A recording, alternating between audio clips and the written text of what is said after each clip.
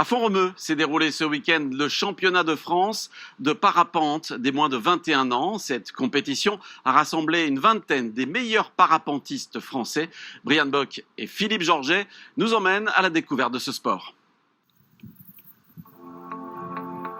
S'envoler comme un oiseau, puis planer au-dessus des montagnes, les sensations en parapente donnent un sentiment total de liberté.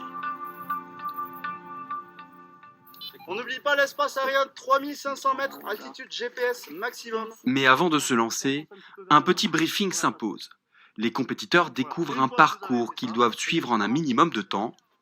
Des GPS sont distribués.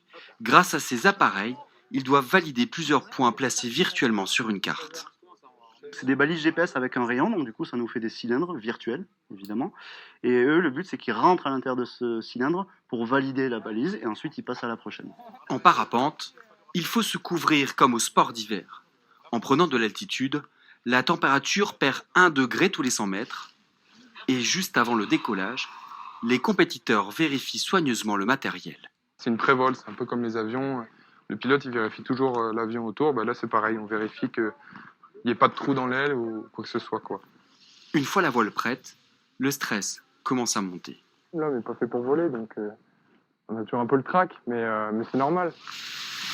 En vol, comme des aigles, les parapentistes recherchent des colonnes de courant chaud ascendant pour prendre de l'altitude et ensuite voler le plus loin possible. Petit appareil qui bip, là c'est un altivariomètre, il va donner des indications de courant ascendant ou pas, et donc comme ça le parapentiste sait s'il monte ou s'il descend. Leur limite, 3500 mètres pour ne pas entrer dans un couloir aérien.